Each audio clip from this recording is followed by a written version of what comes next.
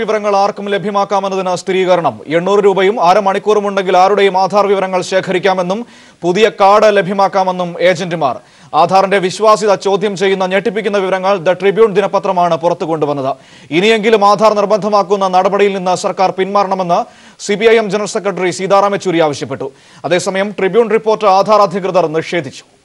ഒരു വാട്സാപ്പ് ഗ്രൂപ്പിൽ കണ്ട നമ്പർ വഴിയാണ് പത്രത്തിന്റെ ലേഖിക തട്ടിപ്പ് സംഘവുമായി ബന്ധപ്പെട്ടത്. അനാമിക എന്ന പേര് കൊടുത്തു. ഫോൺ നമ്പറും മെയിൽ ഐഡിയും നൽകി. 500 രൂപ അക്കൌണ്ടിലേക്ക് അടച്ചു. 20 മിനിറ്റിനകം ലേഖികയെ ഒരു ആധാർ എൻറോൾമെന്റ് അഡ്മിനിസ്ട്രേറ്റർ ആക്കിക്കൊണ്ടുള്ള മെയിൽ ലഭിച്ചു. അഡ്മിനിസ്ട്രേറ്റർക്കുള്ള യൂസർ ഐഡിയും പാസ്വേഡും പിന്നാലെ എത്തി. അതോടെ ഇന്ത്യയിൽ ആധാർ എടുക്കാനായി രജിസ്റ്റർ ചെയ്ത മുഴുവൻ ലേഖികയ്ക്ക് ലഭ്യമായി.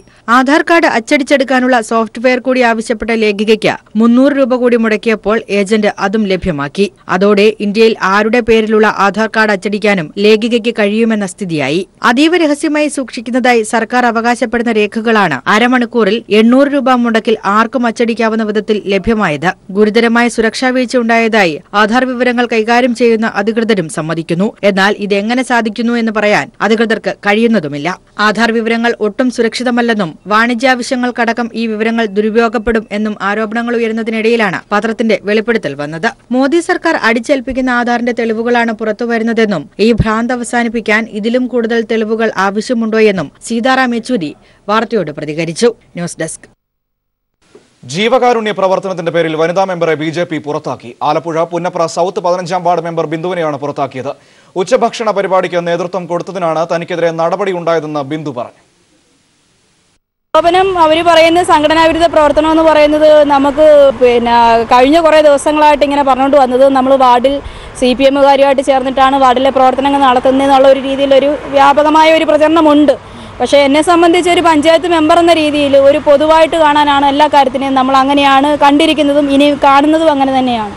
അവിടെ നമുക്കൊരിക്കലും മറ്റൊരു വ്യക്തി നമ്മളുടെ വീട്ടിൽ വരുമോ അല്ലെങ്കിൽ മറ്റൊരു വ്യക്തിയായിട്ട് നമുക്ക് സംസാരിക്കേണ്ട സാഹചര്യം വന്നാൽ അത് BJPക്കാരല്ലാത്തതുകൊണ്ട് നമുക്ക് സംസാരിക്കാൻ പറ്റത്തില്ല എന്ന് പറയാൻ പറ്റില്ല. പക്ഷേ നമ്മളെല്ലാവരോടും നല്ല രീതിയിൽ തന്നെ, കാരണം ഞാൻ അവിടെ വന്നിട്ട് 9 വർഷമായപ്പോഴാണ് പാർട്ടി ഇലക്ഷൻ മത്സരിച്ച് മെമ്പറായത്. ഭക്ഷണപ്പൊതിയുടെ ഒരു കാര്യം ഇപ്പോൾ കഴിഞ്ഞ ദിവസം എന്നോട് പറഞ്ഞത്, ഞാൻ അറിഞ്ഞത്, എന്നോട് പറഞ്ഞെന്നല്ല, ഈ കാര്യങ്ങളൊക്കെ ഞാൻ മറ്റുള്ളവരിൽ മുഖാന്തരമാണ് അറിഞ്ഞുകൊണ്ടിരിക്കുന്നത്. അറിഞ്ഞപ്പം പറഞ്ഞത് എൻ്റെ നേതൃത്വത്തിലാണ് വാർഡിൽ അങ്ങനെ ഒരു ക്യാമ്പയിൻ, അതിൻ്റെ ഒരു മീറ്റിംഗ് കൂടിയത്. ആ മീറ്റിങ്ങിൽ ഞാൻ പോയി പങ്കെടുത്തു. പിന്നെ ഞാൻ അതുമായിട്ട് ബന്ധപ്പെട്ട് എൻ്റെ നേതൃത്വത്തിൽ വാർഡിൽ നിന്ന് ചോറ് കളക്ട് ചെയ്തു എന്നുള്ള രീതിയിലാണ് സംസാരം. പക്ഷേ അത് ഈ ആരോപണം എന്ന് പറയുന്നത് ഒരു കാരണവശാലും അതുമായിട്ട് യോജിച്ചു പോകാൻ പറ്റുന്ന ഒരു ആരോപണമല്ല. അവർ പറയുന്ന തെളിവുണ്ട്. ഞാൻ പറഞ്ഞു ശരി, തെളിവുണ്ടെങ്കിൽ. ആലപ്പുഴയിൽ നിന്നും ഷാജഹാൻ ചേരുന്നുണ്ട് വിവരങ്ങളുമായി, വിശദാംശങ്ങളുമായി. ഷാജി, ഒരുപക്ഷെ ഇത് ചരിത്രത്തിൽ ആദ്യത്തെ സംഭവമായിരിക്കും. ഒരു അന്നദാനം നടത്തിയ അല്ലെങ്കിൽ ജീവകാരുണ്യ പ്രവർത്തനം നടത്തിയതിന്റെ പേരിൽ ഒരു മെമ്പറെ BJP പുറത്താക്കിയിരിക്കുന്നു. എന്താണ് ഇതിനവർ പറയുന്ന ന്യായീകരണം? എന്തിനു വേണ്ടിയിട്ടാണ് ഈ മെമ്പറെ പുറത്താക്കിയതെന്നാണ് BJP പറയുന്നത്? മനു, BJP ഇപ്പോൾ മുന്നോട്ട് വയ്ക്കുന്ന ഒരു കാര്യം, സംഘടനാ വിരുദ്ധ പ്രവർത്തനങ്ങൾ നടത്തിയതിന്റെ പേരിലാണ് ഈ വനിതാ മെമ്പറെ പുറത്താക്കിയതെന്ന രീതിയിലുള്ള പ്രചരണമാണ് അവർ നടത്തി വരുന്നത്. സംഘപരിവാർ എന്ന പേരിലാണ് ഇവർ പോസ്റ്ററുകൾ വ്യാപകമായിട്ട് പ്രചരിപ്പിച്ചിരിക്കുന്നത്. ഇത്തരം പോസ്റ്ററുകളിൽ ഉടനീളം സംഘടനാ വിരുദ്ധ പ്രവർത്തനം നടത്തിയതിന്റെ പേരിൽ ഇവരെ പുറത്താക്കിയെന്നാണ് പറയുന്നത്. അതുകൊണ്ട് തന്നെ വളരെ വ്യക്തമാണ്, അതായത് BJP ഇഷ്ടപ്പെടുന്ന അല്ലെ BJP ചിന്തിക്കുന്നതിന് അതീതമായിട്ട് പ്രവർത്തിച്ചു എന്ന ഒറ്റ കാരണം കൊണ്ടുമാണ് ഇപ്പോൾ ഈ വനിതാ മെമ്പറെ, അതായത് സംവരണ വാർഡിൽ നിന്നും മത്സരിച്ച് വിജയിച്ച BJPയുടെ മെമ്പറെ പുറത്താക്കിയിരിക്കുന്നത്. ഇതിന് അവർ പറയുന്ന ന്യായീകരണം സംഘടനാ പ്രവർത്തനത്തിന്റെ പേരിലാണെങ്കിൽ പോലും കഴിഞ്ഞ 6-7 മാസങ്ങൾ, ഏതാണ്ട് 1 വർഷത്തിന് മുകളിലായിട്ട് ആലപ്പുഴ DYFIയുടെ നേതൃത്വത്തിൽ ആലപ്പുഴ മെഡിക്കൽ കോളേജിൽ സാധാരണക്കാരായ ജനങ്ങൾക്ക് ഉച്ചഭക്ഷണ വിതരണം നടന്നു വരികയാണ്. ഇത്തരത്തിൽ ഉച്ചഭക്ഷണ വിതരണം നടന്നു വരുന്നതിന്റെ പേരിൽ പറഞ്ഞുകൊണ്ടാണ് കാര്യം, അല്ലെങ്കിൽ ഓരോ വാർഡിലും ഓരോ വാർഡ് മെമ്പറാണ് ഇത്തരത്തിൽ ഭക്ഷണപ്പൊതികൾ ഏറ്റെടുത്ത് ആശുപത്രിയിൽ എത്തിക്കുന്നതിന് നേതൃത്വം നൽകുന്നത്. അങ്ങനെ സ്വാഭാവികമായിട്ടും 15-ാം വാർഡ് മെമ്പറും ഇക്കാര്യത്തിൽ നേതൃത്വപരമായിട്ടുള്ള ഒരു പങ്ക് വഹിച്ചിട്ടുണ്ടാവും.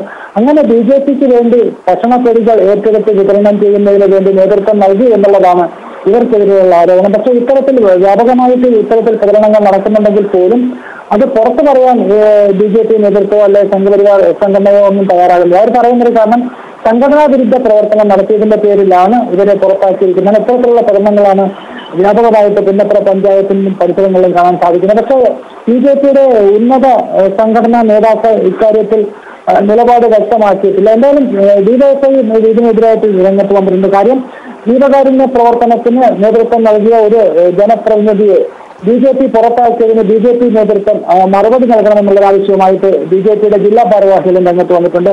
എന്തായാലും വളരെ അത്ഭുതകരമായിട്ടുള്ള ഒരു സംഭവമാണ് നടന്നിരിക്കുന്നത്. കാര്യം ജീവകാരുണ്യ പ്രവർത്തനം നടത്തിയ ഒരു പൊതുപ്രവർത്തകയെ അവർ പാർട്ടിയിൽ നിന്നും പുറത്താക്കുന്ന ഒരു നടപടിയാണ് ഇപ്പോൾ BJPയുടെ ഭാഗത്തു നിന്നുണ്ടായിരിക്കുന്നത്. ഷാജി, ഇവിടെ ഈ പ്രധാനമായും എന്ത് സംഘടനാ വിരുദ്ധ പ്രവർത്തനമാണ് ഈ ബിന്ദു നടത്തിയതെന്ന് BJP പറയുന്നില്ല. സ്വാഭാവികമായും ഒരു ആശുപത്രിയിലെ ആളുകൾക്ക് ഭക്ഷണം നൽകുന്ന ഒരു പരിപാടിയിൽ ആ നാട്ടിലെ മറ്റാളുകളൊക്കെ പങ്കെടുത്തിട്ടുണ്ടാകാം. അതിൽ മറ്റു പല പാർട്ടിക്കാരായ ആളുകളും ഉണ്ടാകാം. പക്ഷേ എന്ന് പറഞ്ഞുകൊണ്ട് ഇത്തരത്തിലൊരു നല്ല കാര്യം ചെയ്തതിന് പുറത്താക്കുമ്പോൾ അതിൽ എന്ത് സംഘടനാ വിരുദ്ധതയാണ് എന്ന് പറയാൻ ഇവർക്ക് ഇതുവരെ സാധിച്ചിട്ടുണ്ടോ?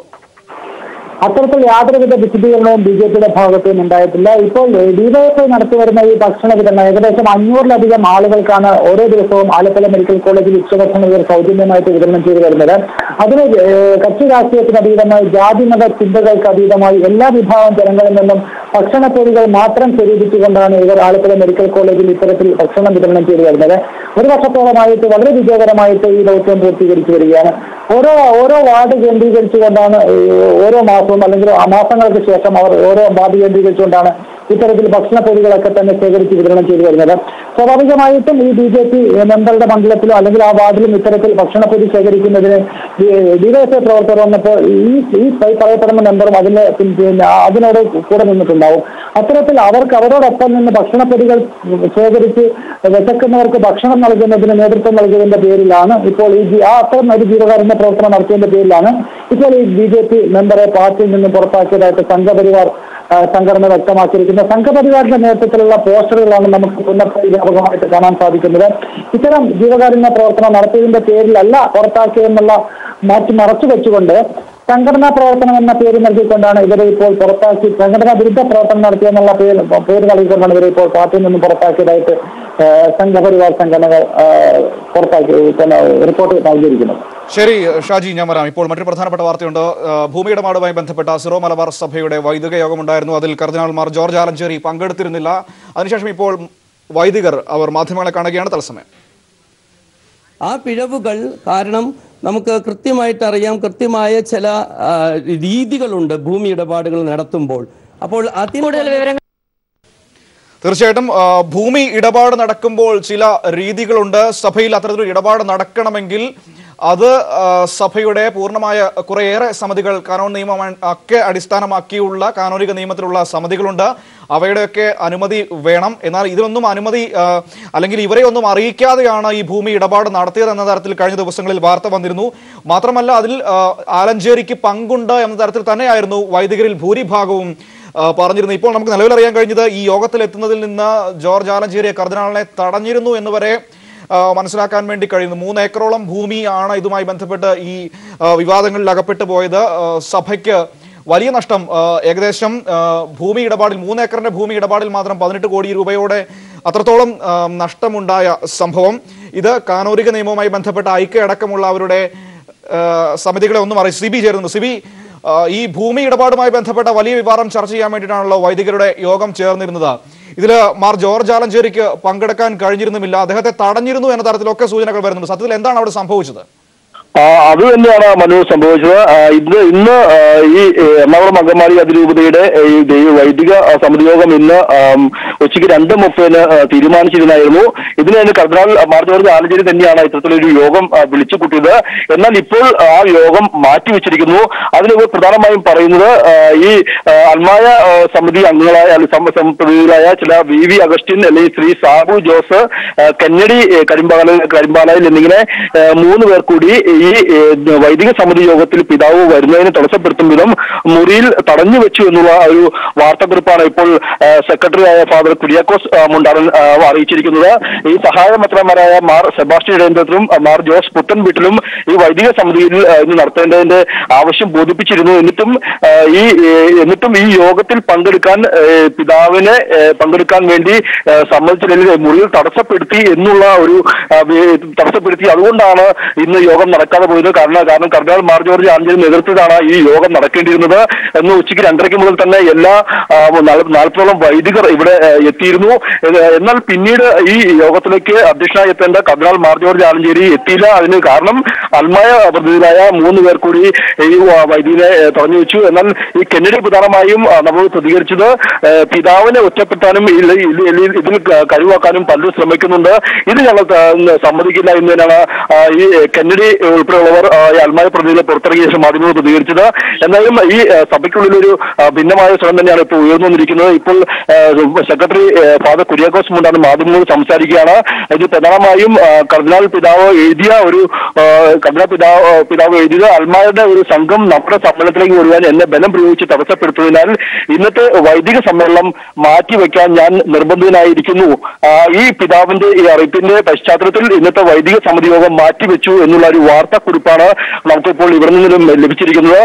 എന്തായാലും ഈ അടുത്ത കാലത്ത് അതിരൂപതയിലുള്ളത് ഏറ്റവും ഗൗരവമായ ഒരു പ്രശ്നത്തിന് മേലായിരുന്നു ഇന്ന് പരിഹാരം കാണാമെന്നൊരു പ്രതീക്ഷയിലായിരുന്നു ഇന്ന് വൈദികരെന്നും ഇവർ പറയുന്നുണ്ട്. എന്നാൽ ഇത് നടക്കാതെ പോയതിന്റെ ഒരു ദുഃഖം വൈദിക സമിതി ഇപ്പോൾ രേഖപ്പെടുത്തിക്കൊണ്ടാണ് ഈ വാർത്താക്കുറിപ്പ് അവസാനിപ്പിക്കുന്നത്. എന്തായാലും വൈദിക സമിതി അംഗങ്ങൾ ഐകകണ്ഠ്യേനയാണ് ഈ പത്രക്കുറിപ്പ് നൽകുന്നതെന്നും സെക്രട്ടറി ഫാദർ കുര്യാക്കോസ് മുണ്ടാകൽ അറിയിച്ചിട്ടുണ്ട്. എന്തായാലും ഏറ്റവും പ്രധാനപ്പെട്ട സംഭവം ഇന്ന് 3 അൽമായ പ്രതിനിധികൾ ചേർന്ന് ഈ പിതാവിനെ, അതായത് ഈ മേജർ ആർച്ച് ബിഷപ്പ് ഹൗസിൽ കർദിനാൾ മാർ ജോർജ് ആലഞ്ചേരി ഇപ്പുറ മുറിയിൽ ഉണ്ടായിരുന്നു. ആ മുറിയിൽ നിന്നും യോഗം നടക്കുന്ന മുറിയിലേക്ക് പോകാൻ അനുവദിച്ചില്ല. ഇവർ തടഞ്ഞു വെച്ചു എന്നുള്ളതാണ് ഇപ്പോൾ ഇവർ നൽകുന്ന വിശദീകരണം. അതിനെ തുടർന്നാണ് ഇന്ന് യോഗം നടക്കാതെ പോയത്. കർദിനാൾ മാർ ജോർജ് ആലഞ്ചേരി ഉണ്ടെങ്കിൽ മാത്രമേ യോഗം നടക്കുകയുള്ളൂ. ഈ ആലഞ്ചേരിയെ യോഗ സ്ഥലത്തേക്ക് പോകാൻ ഇവർ അനുവദിച്ചില്ല. അതുകൊണ്ട് തന്നെ തടഞ്ഞു വെച്ചു എന്ന രീതിയിൽ തന്നെയാണ് പറയുന്നത്. എന്നാൽ ഈ അൽമായ പ്രതിനിധികൾ കർദിനാൾ മാർ ജോർജ് ആലഞ്ചേരിയെ അനുകൂലിക്കുന്നവരാണ് എന്നുള്ളതാണ് ഏറ്റവും ശ്രദ്ധേയമായ കാര്യം. അതായത് ഈ യോഗത്തിൽ പങ്കെടുക്കാൻ കർദിനാളും ഒരുപക്ഷെ ആഗ്രഹിച്ചിരുന്നില്ല എന്ന് തന്നെ വേണം നമുക്ക് കരുതാൻ. നമ്മൾ ആ തരത്തിൽ ചോദ്യങ്ങൾ ചോദിച്ചപ്പോൾ അങ്ങനെ ഒരു സംഭവം നടന്നിട്ടില്ല എന്നുള്ളതാണ് ഇപ്പോൾ ഇവർ സെക്രട്ടറി പറഞ്ഞത്. എന്തായാലും ഈ കെന്നഡി ഉൾപ്പെടെയുള്ളവർ, അല്ലെങ്കിൽ BVM മുൻ ന്യൂനപക്ഷ കമ്മീഷൻ അധ്യക്ഷനാണ് VV അഗസ്റ്റിൻ, ഇവർ ഉൾപ്പെടെയുള്ള അൽമായ പ്രതിനിധികൾ തടഞ്ഞു വെച്ചതിനെ തുടർന്നാണ് ഇന്ന് യോഗം നടക്കാതെ പോയത് എന്നുള്ളതാണ് പറയുന്നത്. ഇപ്പോൾ എല്ലാ വൈദികരും തന്നെ തിരിച്ചു പോയിക്കൊണ്ടിരിക്കുകയാണ് മനു. സിബി, പ്രധാനമായും എറണാകുളം അങ്കമാലി അതിരൂപതയുടെ പേരിലാണ് ഭൂമി ഇടപാട് നടന്നതെങ്കിലും ഇതിലൊക്കെ ഒപ്പുവച്ചിരിക്കുന്നത് കർദിനാളാണ്, ആലഞ്ചേരിയാണ്. അപ്പോൾ സ്വാഭാവികമായും ഇതിന് ഉത്തരവാദി മാർ ജോർജ് ആലഞ്ചേരിയാണ് എന്ന തരത്തിൽ ഈ കഴിഞ്ഞ ദിവസങ്ങളിലൊക്കെ അൽമായ പ്രതിനിധികൾ വലിയ പ്രതികരണങ്ങൾ നടത്തിയിരുന്നു. ഈ ഭൂമി ഇടപാടുകൾക്ക്, വിവാദങ്ങൾക്ക് ഉത്തരവാദിയായ ആൾ അധ്യക്ഷം വഹിക്കേണ്ട യോഗത്തിന് എന്ന രീതിയിലാണോ ഇവർന്ന് മാർ ജോർജ് ആലഞ്ചേരിയെ തടഞ്ഞു വെച്ചത്? മനു, ഇതിൽ മറ്റൊരു വശം ഇന്ന് വൈദികർ യോഗം കൂടിയപ്പോൾ അതിൽ ഒരു വലിയ വിഭാഗം തന്നെ കർദിനാൾ മാർ ജോർജ് ആലഞ്ചേരി അനുകൂലിക്കുന്നതായിരുന്നില്ല. ഇവരുടെ അജണ്ട എന്ന് പറയുന്നത് ഈ യോഗത്തിൽ ഇപ്പോഴത്തെ റിപ്പോർട്ട്, അതായത് ഈ 6 കമ്മീഷണർ റിപ്പോർട്ട് അവതരിപ്പിച്ച ശേഷം ഈ റിപ്പോർട്ട് നേരെ വത്തിക്കാനിലേക്ക് മാർപ്പാപ്പയെ അറിയിക്കുക, ഇതേ തുടർ നടപടി ഉണ്ടാക്കുക എന്നുള്ള ലക്ഷ്യം കൂടിയായിരുന്നു വൈദിക വിഭാഗത്തിനുള്ളത്. ഇത് മുന്നിൽ കണ്ടുകൊണ്ടാണ് ഈ അൽമായ പ്രതിനിധികൾ എത്തിയത് എന്നും തന്നെയാണ് നമുക്ക് അറിയാൻ കഴിയുന്നത്. അവർ പാസ്റ്റർ കൗൺസിൽ അംഗങ്ങൾ കൂടിയാണ്. ഇപ്പോൾ നിലവിൽ പാസ്റ്റർ കൗൺസിൽ അംഗങ്ങൾ ഇപ്പൊ ഇല്ല. ഇപ്പോൾ നിലവിലെ പാസ്റ്റർ കൗൺസിൽ പിരിച്ചുവിട്ടിട്ടുണ്ടെങ്കിൽ പോലും ഇപ്പോൾ പ്രവർത്തിക്കുന്ന പാസ്റ്റർ കൗൺസിലിലെ അംഗങ്ങൾ കൂടിയാണ് ഇവരാണ് അവർ തടഞ്ഞു വെച്ചത്. എന്തായാലും ഇതുമായി ബന്ധപ്പെട്ടുകൊണ്ട് ഈ യോഗം നടക്കാതിരിക്കാൻ വേണ്ടി വൈദികർ ഈ യോഗം നടത്തി ഈ റിപ്പോർട്ട് അവതരിപ്പിച്ച് അത് വത്തിക്കാനിലേക്ക് അയക്കുക എന്നുള്ള ലക്ഷ്യം കൂടി ഇവർക്കുണ്ടായിരുന്നു. എന്നാൽ അത് മറികടന്നുകൊണ്ടാണ് ഇന്ന് അൽമായ പെട്ടെന്ന് അപ്രതീക്ഷിതമായി എത്തുകയും ഈ പിതാവിനെ മുറിക്കുള്ളിൽ തടഞ്ഞു വെച്ചുകൊണ്ട് യോഗ സ്ഥലത്തേക്ക് എത്തിക്കാൻ കഴിയാതെ വരികയും ചെയ്തു. എന്നാൽ പിതാവ് തന്നെ ഈ കാര്യം തനിക്ക് വേണമെങ്കിൽ വരാമായിരുന്നു, എന്നാൽ ഇവർ തടസ്സപ്പെടുത്തിയതിനാൽ താൻ വരാതിരിക്കാൻ നിർബന്ധനായിരിക്കുന്നു, അതുകൊണ്ട് യോഗം മാറ്റിവെച്ചിരിക്കുന്നു എന്നുള്ളതാണ് ഇപ്പോൾ അറിയിച്ചിരിക്കുന്നത് മനു.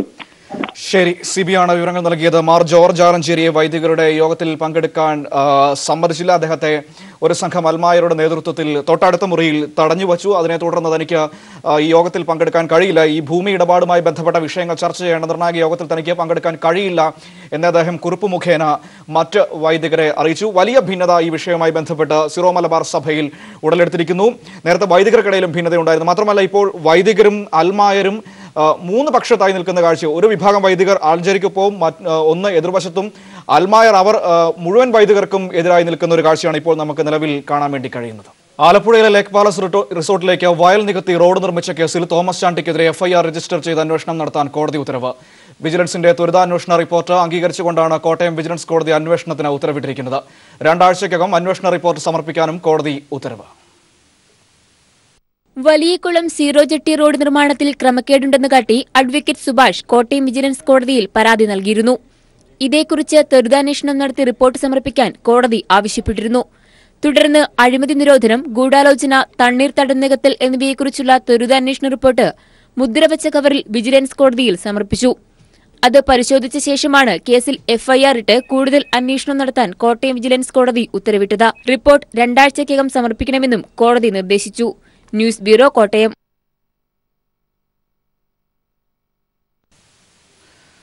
CPIM കോട്ടയം ജില്ലാ സെക്രട്ടറിയായി VN വാസവൻ തുടരും. 5 പുതുമുഖങ്ങൾ ഉൾപ്പെടെ 37 അംഗ ജില്ലാ കമ്മിറ്റിയെയും സമ്മേളനം തെരഞ്ഞെടുത്തു. വൈകിട്ട് 10,000 പേരുടെ ചുവപ്പ് സേനാ മാർച്ചും പ്രകടനവും നടക്കും. തുടർന്ന് തിരുനക്കരയിൽ നടക്കുന്ന പൊതുസമ്മേളനം CPIM സംസ്ഥാന സെക്രട്ടറി കോടിയേരി ബാലകൃഷ്ണൻ ഉദ്ഘാടനം ചെയ്യും. CPIM കോട്ടയം ജില്ലാ സെക്രട്ടറിയായി VN വാസവൻ തുടരും. 5 പുതുമുഖങ്ങളുമായി 37 അംഗ ജില്ലാ കമ്മിറ്റിയെ തിരഞ്ഞെടുത്തു. SFI സംസ്ഥാന പ്രസിഡന്റ് ജെയ്ക്സി തോമസ്, DYFI ജില്ലാ സെക്രട്ടറി PN ബിനു, മഹിളാ അസോസിയേഷൻ ജില്ലാ സെക്രട്ടറി തങ്കമ്മ ജോർജ് കുട്ടി, KC ജോസഫ്, KN വേണുഗോപാൽ എന്നിവരാണ് പുതുമുഖങ്ങൾ. പാമ്പാടി സ്വദേശിയായ VN വാസവൻ 2ാം തവണയാണ് സെക്രട്ടറിയാകുന്നത്. വിദ്യാർത്ഥി യുവജന പ്രസ്ഥാനങ്ങളിലൂടെ CPIMലെത്തിയ VN വാസവൻ ജില്ലയിലെ ട്രേഡ് യൂണിയന്റെ അമരക്കാരനും റബ്കോ ചെയർമാനുമായിരുന്നു. 2016-2011 കാലയളവിൽ കോട്ടയം നിയോജക മണ്ഡലത്തെ നിയമസഭയിൽ പ്രതിനിധീകരിച്ചിട്ടുണ്ട്. സമ്മേളനത്തോടനുബന്ധിച്ച് ഇന്ന് വൈകിട്ട് ചുവപ്പ് സേനാ മാർച്ചും ബഹുജൻ റാലിയും നടക്കും. തിരുനക്കരയിൽ CPIM സംസ്ഥാന സെക്രട്ടറി കോടിയേരി ബാലകൃഷ്ണൻ ഉദ്ഘാടനം ചെയ്യുന്ന പൊതുസമ്മേളനത്തോടെ ജില്ലാ സമ്മേളനം സമാപിക്കും. News bureau, Kottayam. മകരവിളക്കുമായി ബന്ധപ്പെട്ട് സർക്കാരും തദ്ദേശഭരണ സ്ഥാപനങ്ങളും ഏർപ്പെടുത്തേണ്ട എല്ലാ മുന്നൊരുക്കങ്ങളും ഈ മാസം 10 മുമ്പ് പൂർത്തിയാക്കണമെന്ന് ജില്ലാ കളക്ടർ R. ഗിരിജ എല്ലാ വകുപ്പുകൾക്കും തദ്ദേശഭരണ സെക്രട്ടറിമാർക്കും കളക്ടർ നിർദ്ദേശം നൽകി. മകരവിളക്ക് ഉത്സവവുമായി ബന്ധപ്പെട്ട് ഏർപ്പെടുത്തേണ്ട ക്രമീകരണങ്ങൾ വിലയിരുത്തുന്നതിന് കളക്ടറേറ്റിൽ ചേർന്ന യോഗത്തിൽ സംസാരിക്കുകയായിരുന്നു കളക്ടർ. മകരജ്യോതി ദർശനത്തിനായി തീർത്ഥാടകർ തടിച്ചുകൂടുന്ന ജില്ലയിലെ 8 വ്യൂ പോയിന്റുകളിൽ ഏർപ്പെടുത്തേണ്ട അധിക ക്രമീകരണങ്ങൾ സംബന്ധിച്ച് വിവിധ വകുപ്പ് ഉദ്യോഗസ്ഥർ യോഗത്തിൽ വിശദീകരിച്ചു. പോലീസിന്റെ ആഭിമുഖ്യത്തിൽ നിർമ്മിക്കേണ്ട ബാരിക്കേഡുകൾ 10 മുമ്പ് പൂർത്തിയാക്കും. സന്നിധാനം, പമ്പ, എരുമേലി എന്നിവിടങ്ങളിൽ SP റാങ്കിലുള്ള ഉദ്യോഗസ്ഥരും സന്നിധാനത്ത് IG റാങ്കിലുള്ള 2 ഉദ്യോഗസ്ഥരും പ്രവർത്തനങ്ങൾ ഏകോപിപ്പിക്കും. എല്ലാ വകുപ്പുകളിലെയും ഉന്നത ഉദ്യോഗസ്ഥർ 13, 14, 15 തീയതികളിൽ സന്നിധാനത്തുണ്ടാകണമെന്ന് മുഖ്യമന്ത്രി നിർദ്ദേശം നൽകിയിട്ടുള്ളതായി കളക്ടർ യോഗത്തിൽ പറഞ്ഞു. 2 കാര്യങ്ങളാണ് ശ്രദ്ധിക്കേണ്ടത്. ഒന്ന്, മകരജ്യോതി ദർശനവുമായിട്ട് ബന്ധപ്പെട്ട് 8 വ്യൂ പോയിന്റുകളാണ് നമുക്കുള്ളത്. അത് പോലീസും ദുരന്ത നിവാരണ അതോറിറ്റിയുമായിട്ട് ചേർന്നൊരു ഇൻസ്പെക്ഷൻ നടത്തിയിരുന്നു. അതിൽ കണ്ടെത്തിയിട്ടുള്ള കാര്യങ്ങൾ ചെയ്യേണ്ടത് പഞ്ചായത്ത് ചെയ്യേണ്ടതുണ്ട്, ഹെൽത്ത് ഡിപ്പാർട്ട്മെൻറ്റ് ചെയ്യേണ്ടതുണ്ട്, അതുപോലെ തന്നെ ഫയർഫോഴ്സ്, പിന്നെ പോലീസ്, ഇവരെല്ലാം ഈ ഡിപ്പാർട്ട്മെൻറ്റുകളോടെല്ലാം ഓരോ ഡിപ്പാർട്ട്മെൻറ്റും ചെയ്യേണ്ട കാര്യങ്ങൾ, അതുപോലെ ദേവസ്വം ബോർഡും ഉണ്ട്. അപ്പോൾ അവരോടൊക്കെ ഓരോ ഡിപ്പാർട്ട്മെൻറ്റ് ചെയ്യേണ്ട കാര്യങ്ങളെല്ലാം 10-ാം തീയതിയോടുകൂടി പൂർത്തീകരിക്കണമെന്ന് പറഞ്ഞിട്ടുണ്ട്. ഇവിടങ്ങളിലെല്ലാം ആസ്ക ലൈറ്റും അതുപോലെ തന്നെ ട്യൂബ് ലൈറ്റും ഒക്കെ സജ്ജീകരിക്കാനും കുടിവെള്ളം ഉൾപ്പെടെയുള്ള അവർക്കുള്ള എല്ലാ ക്രമീകരണങ്ങളും അതാത് ഗ്രാമപഞ്ചായത്തുകളോട് ഏർപ്പെടുത്തുവാൻ നിർദ്ദേശിച്ചിട്ടുണ്ട്. വനംവകുപ്പിന്റെ അധീനതയിലുള്ള തിരുവാഭരണ പാതയിൽ കാട് തെളിക്കുന്ന പ്രവൃത്തികൾ 4 ദിവസത്തിനുള്ളിൽ പൂർത്തിയാക്കും. തീർത്ഥാടകർക്ക് ആവശ്യമായ സൗകര്യങ്ങൾ ഒരുക്കുന്നതിന് അലംഭാവം കാണിക്കുന്ന ഉദ്യോഗസ്ഥർക്കെതിരെ കർശന നടപടികളുണ്ടാവുമെന്നും കളക്ടർ പറഞ്ഞു. വാട്ടർ അതോറിറ്റി മകരവിളക്ക് ദിവസങ്ങളിലെ ഉപയോഗത്തിനായി നിലയ്ക്കലിൽ 3000 കിലോ ലിറ്റർ കുടിവെള്ളം അധികമായി കരുതുന്നുണ്ട്. KSRTC 1000 ബസ്സുകൾ മകരവിളക്ക് ദിനത്തിൽ സർവീസ് നടത്തും. News bureau, Sannidhanam. 2017 പുനലൂർ ബാലൻ കവിതാ പുരസ്കാരം കവിയും മാധ്യമപ്രവർത്തകനുമായ NP ചന്ദ്രശേഖരന്. Kairali people TV news director കൂടിയാണ് NP ചന്ദ്രശേഖരൻ. DC ബുക്സ് പ്രസിദ്ധീകരിച്ച മറവിതൻ ഓർമ്മ എന്ന കവിതാ സമാഹാരമാണ് അവാർഡിന് അർഹമാക്കിയത്. 10,000 രൂപയും ശില്പവും പ്രശസ്തി പത്രവും അടങ്ങുന്നതാണ് പുരസ്കാരം. Jury chairman George Onakkoor, Vinod Vaisakhi എന്നിവർ തിരുവനന്തപുരത്ത് വാർത്താ സമ്മേളനത്തിലാണ് അവാർഡ് പ്രഖ്യാപിച്ചത്.